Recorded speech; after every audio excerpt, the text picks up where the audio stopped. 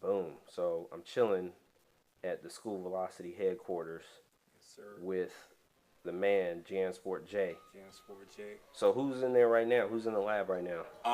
Well, we got a bunch of people in there right now.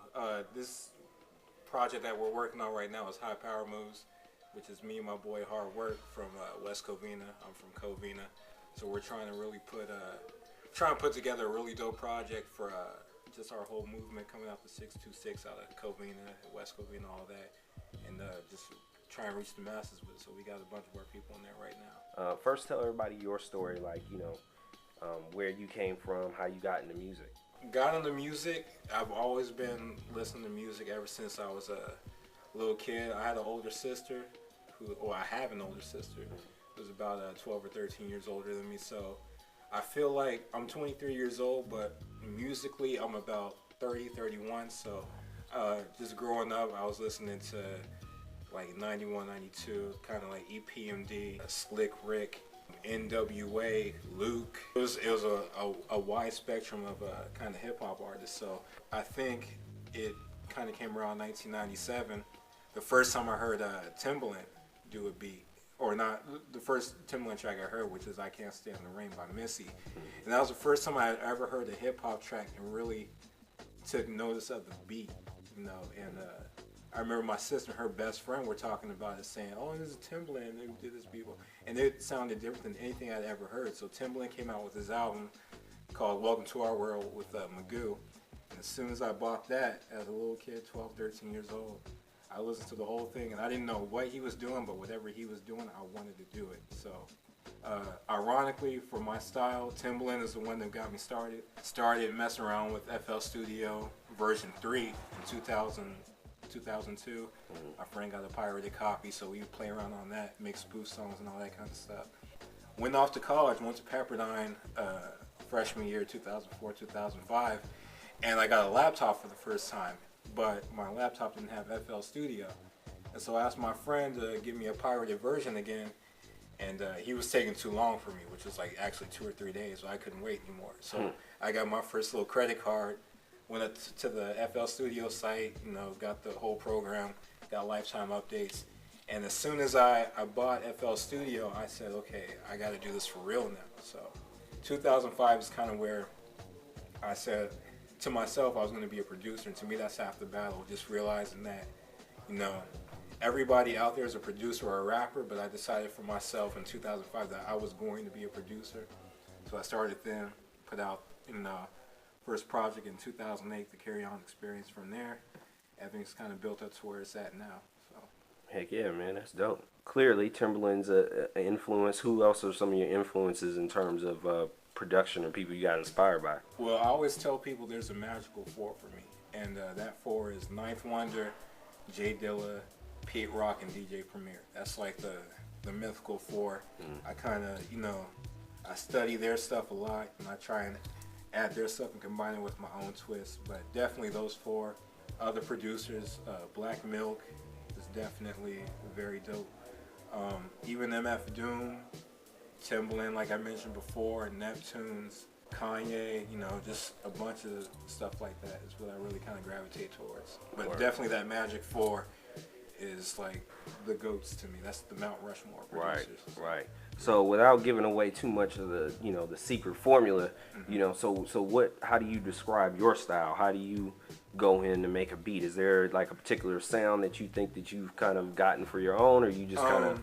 That's the beautiful thing. Like, I mean, up until before this album, I would say I was a very soulful producer, and you know, people would kind of come to me for that soulful sound. But working with a lot of the artists that I have recently, and even this project, I think there's going to be some versatility that shows that people haven't heard before. I don't. Some people might have heard the Cop Trees joint that I did with El Prez and Dinez.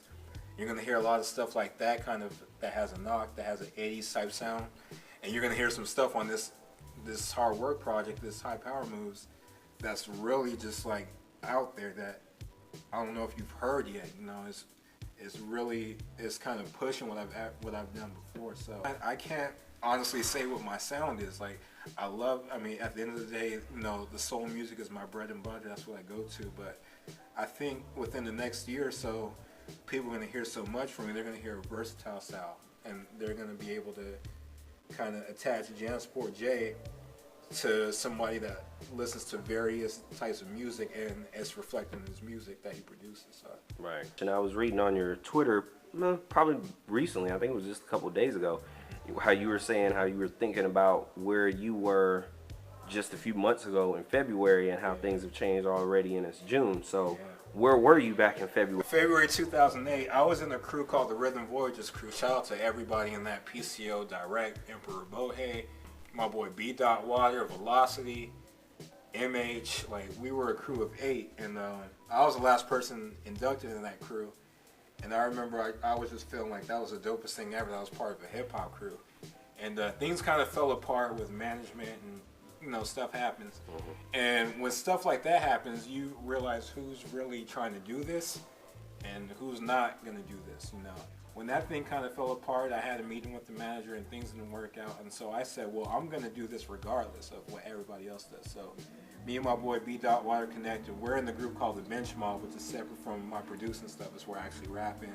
But so yeah, February 2008 is when that whole thing broke apart, and it was kind of an in-between stage where it's like, okay, well, I need to go out for dolo now. Now I need to do my own stuff. And now looking at where I'm at June 2009, I've got, a lot of features from blogs and a lot of love, and just I've gotten to a point where people I don't know kind of know my music, which is very humbling, So, and I try and work real hard, and I really want to do music for the rest of my life. I want to live off of it. So, getting to a point where people starting to recognize your music and all that is very encouraging to keep going on that path. Looking where I'm at right now, I'm very happy at what's happened within a year. From being in a crew, not really, getting that much exposure, getting people rapping on your beats, to being on blog sites all over now. And then I think a year from now, not to be cocky in any kind of way, but I believe so much in this High Power Moves project that me and Hard Work's lives are going to change after this. And that's what we're going for. We want to make something so good and so great that our lives are going to change after that. So when I think about where I'm at right now in June 2009 and where I could be in June 2010, like, I'm super excited about. So that's what I was talking about with the whole Twitter thing. Just as long as you keep a faith in God and have the work ethic that I have and that Hard Work has, and the humbleness, like, you can only go further. You really can't go backwards. So that's why I'm excited about the future.